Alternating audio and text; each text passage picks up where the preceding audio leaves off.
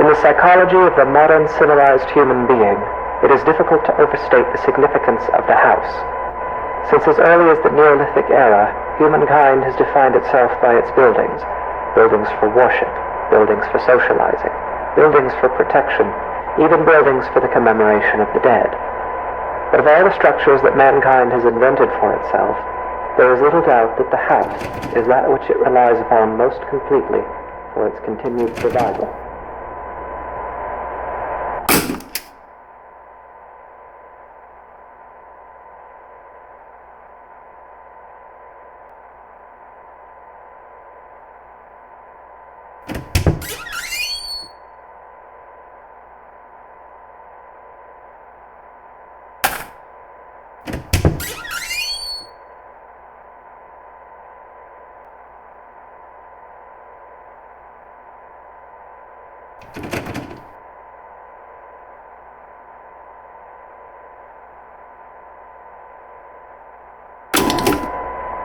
The house is one of the key elements that separates modern humanity from its more primitive antecedents. No other creature goes to such lengths to create lasting, permanent shelter for itself, nor regards said shelters with such reverence and import. Why do human beings of our modern age foster this tremendous sympathy toward their homes? There are many reasons, of course, but perhaps it is due in some small part to seeing them as a reflection of ourselves.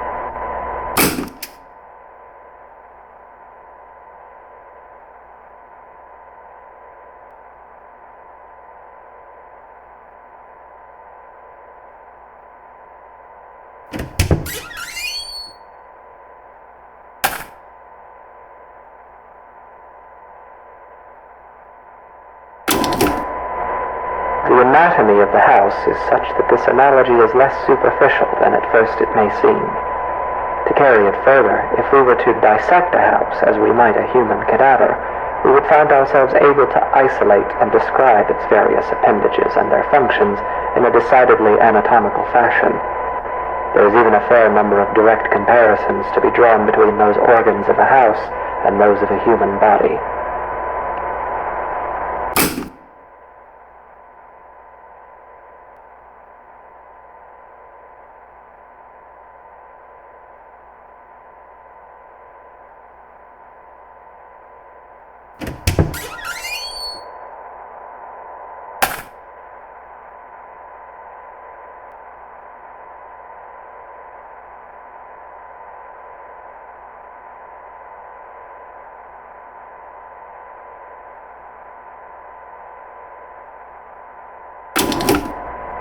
For example, let us examine the living room. Often the dominant space of a house's ground level, as well as typically the center of activity in a well-populated home, the living room is very much the heart of the house. While a human heart circulates blood to oxygenate the body's extremities, the living room circulates people, activity, communication. It is the room most likely to be found beating, as active and vivacious as its name would imply. The comparison is only strengthened when we consider also that the living room is most commonly the room to contain the fireplace, making it additionally a locus of actual physical heat.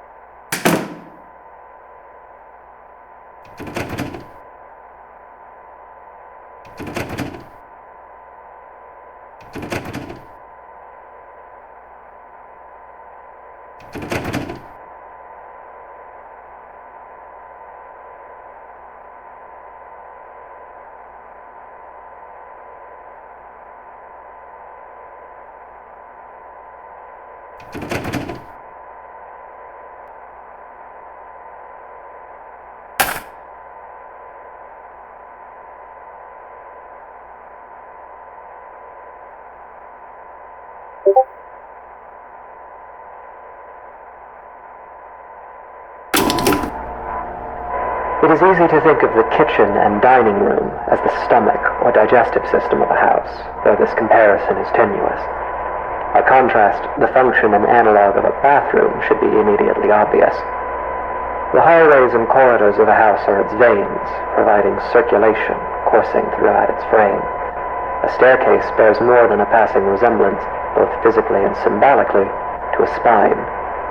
The windows of a house serve much the same purpose as eyes, and anyone who has ever rounded a bend or long drive and come suddenly face to face with a tall, dark manor will tell you that it is difficult to shake the impression that the house, through its lightless windows, is a creature capable of vision and intelligence.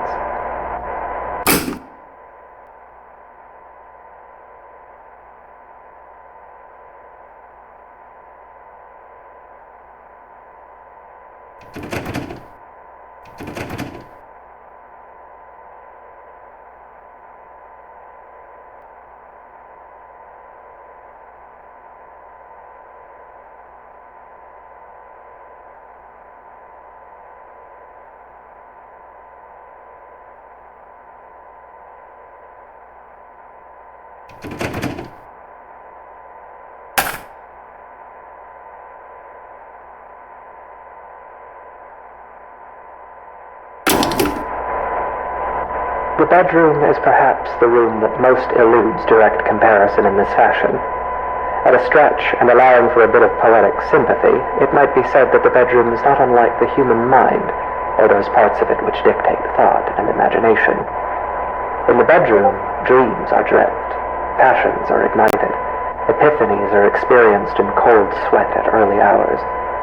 In the bedroom is where people invariably spend the majority of their time, though comparatively little of it whilst conscious.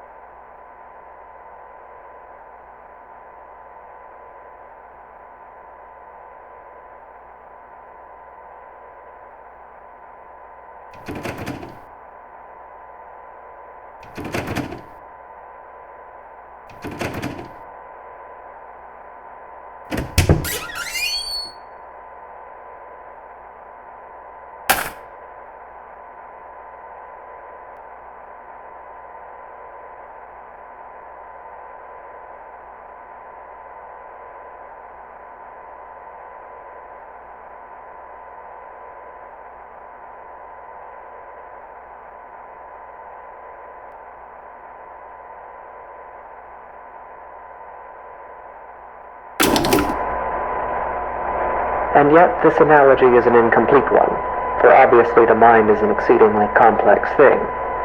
If the bedroom represents the thinking, dreaming part of the brain, then it is the basement that represents those lower, unconscious parts. The basement is dark. It is buried. It is a place full of cobwebs where memories are stored. A poignant comparison, truly. Often the unnerving uncertainty that comes with considering the deeper aspects of the human psyche is not unlike gazing down at the swimming blackness pooled at the bottom of a basement stairwell. It is a place we spend our childhoods filling with monsters that will lay for years in patient silence. It is a place that, barring some specific errand, we seldom ever want to go.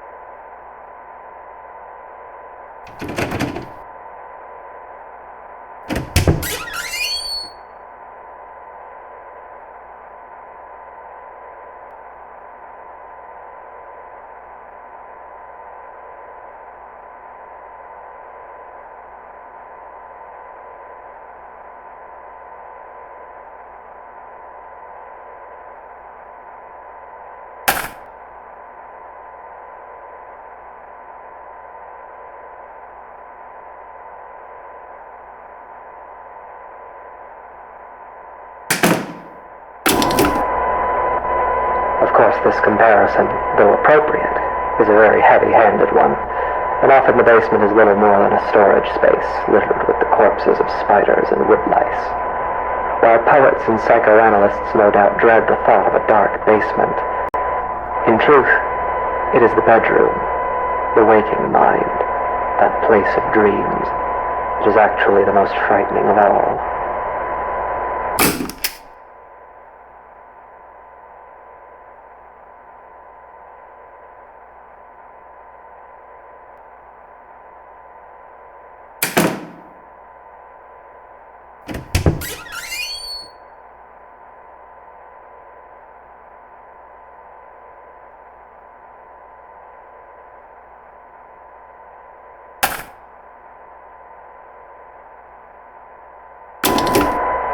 It is here, in the bedroom, that we are our most vulnerable. Each night we shut our senses to the world for hours at a time, trusting in the house to keep us safe until next we wake. In this state of extreme vulnerability, we will spend something like 20% of our lives. Anything might stand beside us, watch us, keep us company until dawn, and we would never perceive it. We can only pray that the house will not let such things carry on as we sleep. In this way, during these hours, the bedroom seems less like a mind and more like a mouth. For it is here that the house is most likely to betray us. It is here that we place ourselves most at the house's mercy and spend each night hoping that it will not bite down.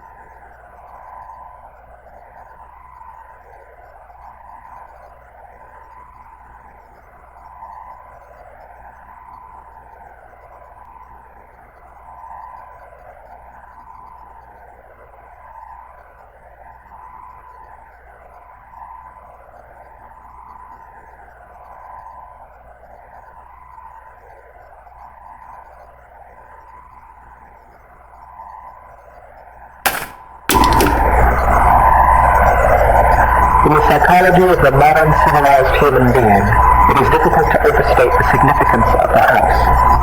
Since as early as the Neolithic era, humankind has defined their own bed.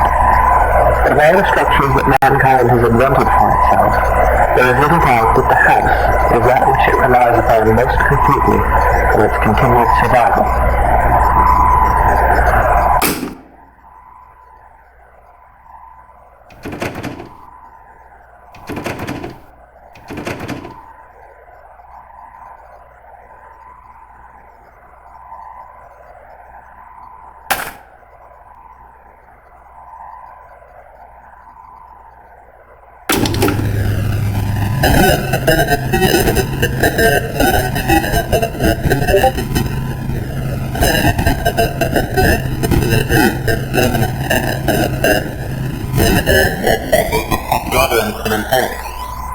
Why do human beings of our modern age foster this tremendous sympathy?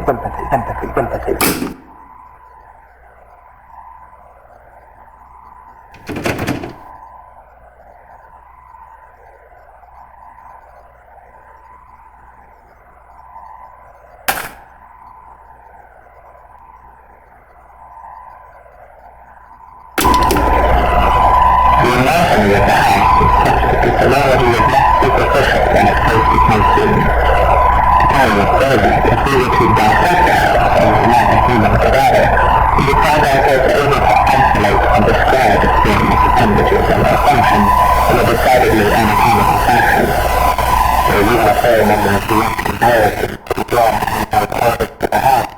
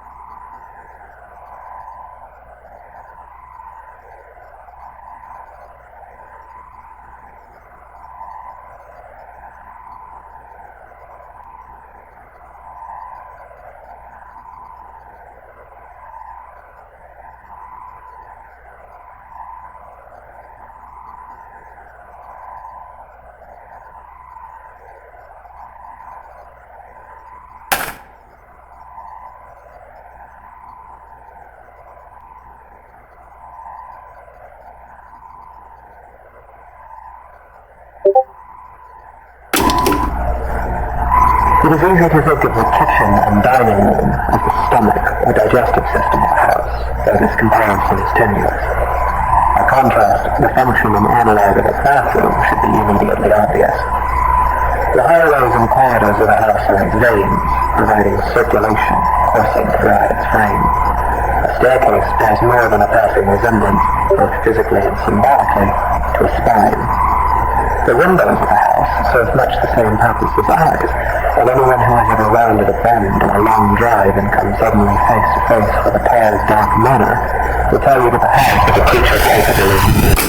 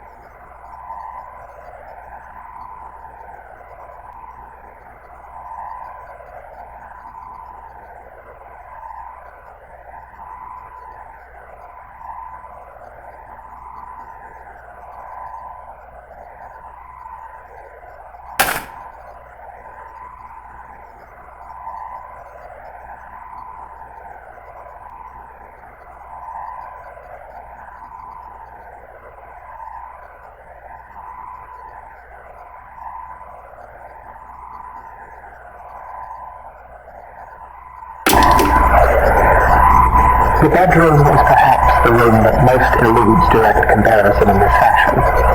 At a stretch, and allowing for a bit of poetic sympathy, it might be said that the bedroom is not unlike the human mind, or those parts of it which dictate thought and imagination. In the bedroom, I dream that there are teeth growing all over me, everywhere on me and in me, like cysts or bone spurs. They're loose, but I can't remove them because I have no hands. I look out through the bedroom window and I see a truck approaching. A young man steps out, approaches, and enters through the front door. His body is covered in swollen ticks the size of quarters. He's walking through the downstairs hallway laughing. He begins urinating on the wall. He spits on the carpet. He's moving through the first floor, breaking and upsetting things. He goes to the basement and stands at the top of the stairs. I'm angry at him, so I slam the door and he falls down. I can feel his bones snapping. The ticks are bursting, oozing old black blood everywhere. I can feel them being ground up, dissolved and torn, splitting and shredding. I leave the door closed. I close my eyes and try to sleep. The teeth continue growing on me until there's nothing left of me but teeth, gums, and sinew. The basement is dark.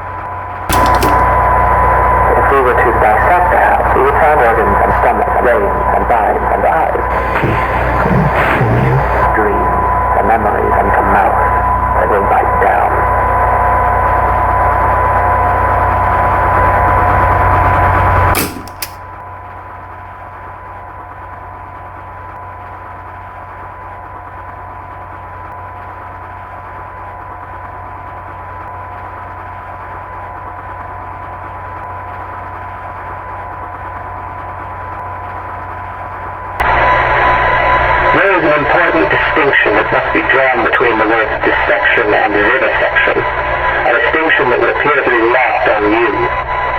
Your purpose was to listen, and yet at every turn you have pried, you have prodded, and you have interfered. Have you not been paying attention? Did it not occur to you that as an organism existing within a greater organism, your intrusion would be felt? And still you harassed. And now, like the wayward spider who witlessly settles upon a sweeper's tongue, you will be swallowed. Because the truth is this. When a house is both hungry and awake, every room becomes a mouth.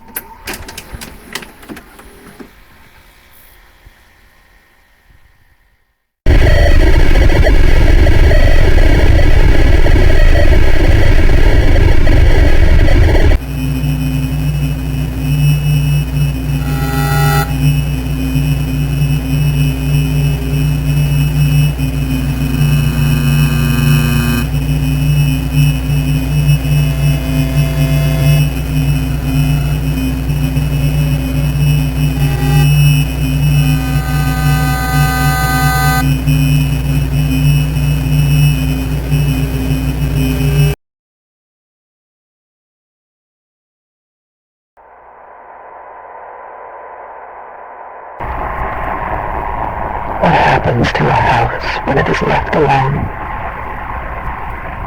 When it becomes worn and aged?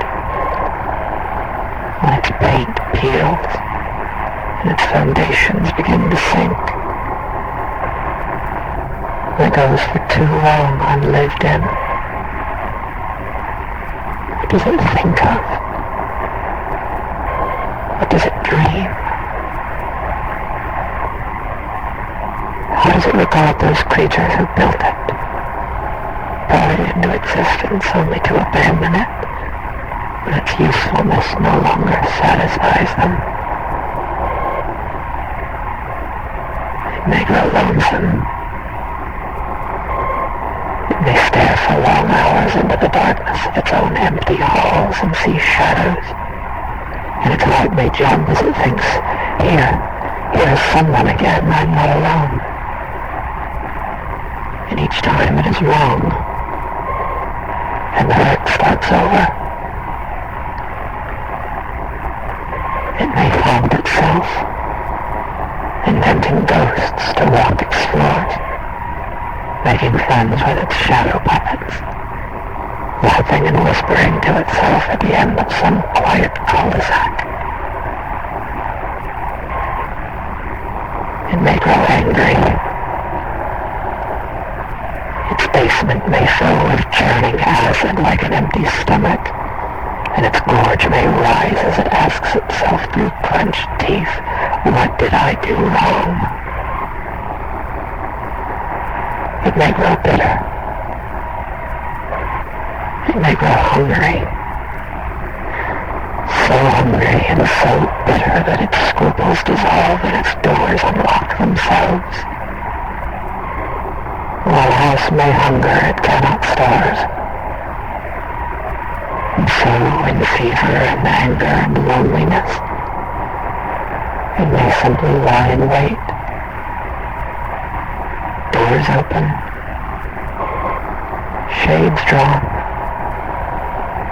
hallways empty, hungry.